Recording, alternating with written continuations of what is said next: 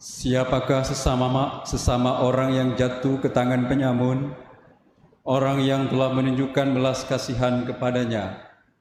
Pergilah dan lakukanlah demikian. Dalam nama Bapa dan Putra dan Roh Kudus. Amin. Rahmat Tuhan kita Yesus Kristus, cinta kasih Allah, dan persekutuan Roh Kudus selalu beserta kita. Saudara dan saudari umat yang terkasih dalam Tuhan kita Yesus Kristus, selamat sore. Kita berjumpa lagi di sore hari ini dalam perayaan Ekaristi, perayaan cinta kasih Tuhan untuk kita sekalian, putra-putri kesayangannya. Tuhan selalu setia mempersiapkan untuk kita sekalian perjamuan kudusnya, agar sekalipun kita dari tempat kita masing-masing dengan mengikuti Ekaristi ini, kita dikuatkan oleh firman-Nya, kita diteguhkan dalam iman oleh tubuh dan darah-Nya, yang sekalipun kita hanya terima dalam kerinduan, tapi Tuhan sungguh-sungguh hadir menyertai kita, tinggal dalam kehidupan pribadi dan keluarga-keluarga kita masing-masing.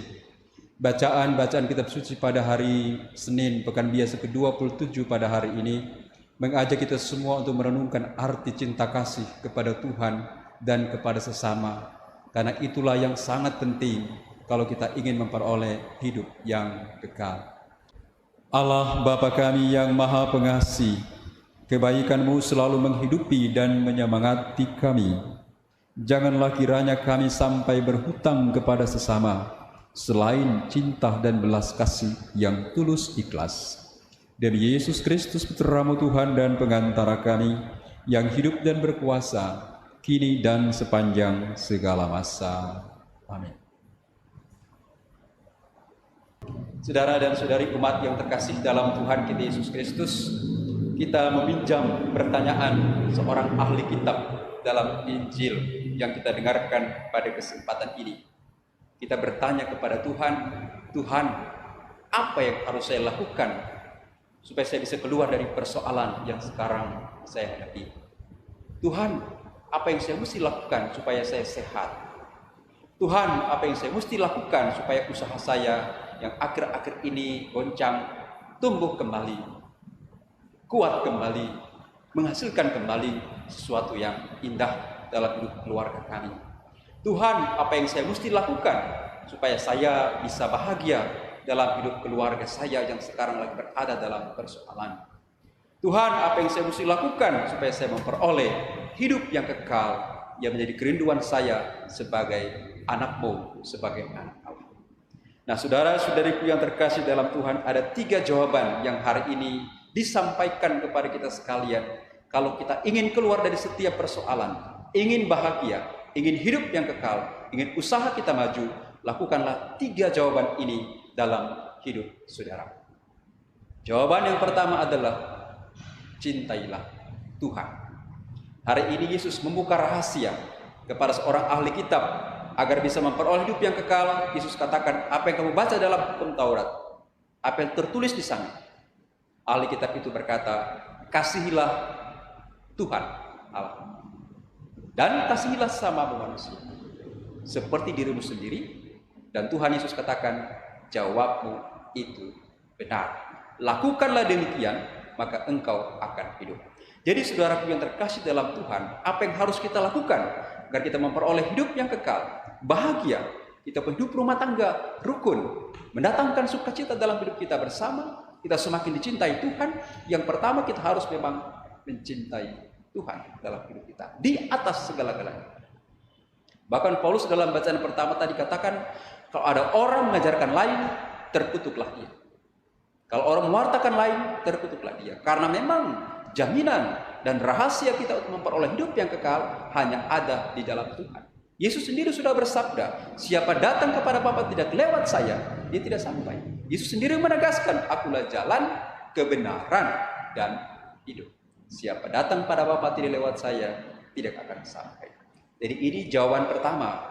Kalau engkau ingin supaya hidupmu bahagia, usahamu terus-menerus bertambah, berkembang, memperoleh hidup yang kekal, yang pertama adalah belajar untuk mencintai Allah di atas segala-galanya. Jawaban yang kedua yang harus kita lakukan agar kita memperoleh hidup yang kekal, belajar mencintai sesamamu. Mencintai orang-orang yang ada di sekitarmu. orang-orang yang ada di dekatmu. Karena memang Paulus berkata, kalau kita mencintai Allah, tapi kalau kita tidak mencintai sesama, Paulus katakan kita adalah seorang pendusta. Karena bagaimana mungkin kita mencintai orang yang tidak kita lihat, bisa mencintai orang yang ada di depan kita. Nah, saudara yang terkasih dalam Tuhan, Yesus ingin mengingatkan kita sekalian. Kita mencintai Tuhan yang tidak kita lihat, harus kita wujudkan pada orang-orang yang selalu ada di dekat kita. Karena saudara yang terkasih dalam Tuhan, memang tidak mungkin kita mencintai Tuhan yang tidak kita lihat kalau kita tidak mencintai orang yang ada di hadapan kita. Kalau ingin bahagia, memperoleh hidup kekal, usaha bertambah, cintai istri, cintai suami, cintai anak-anak, dan cintai orang-orang yang ada di sekitar. Itulah rahasia kedua kalau ingin memperoleh hidup kekal. Karena ada banyak keluarga-keluarga, usaha kita kadang goncang, tidak seperti hari-hari kemarin, hanya karena relasi cinta kita, suami istri tidak berjalan dengan baik.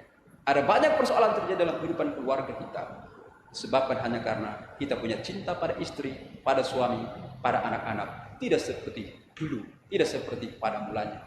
Karena itu saudara kekasih, kita diingatkan oleh Wahyu, hendaklah kita mencintai seperti cinta kita yang semula.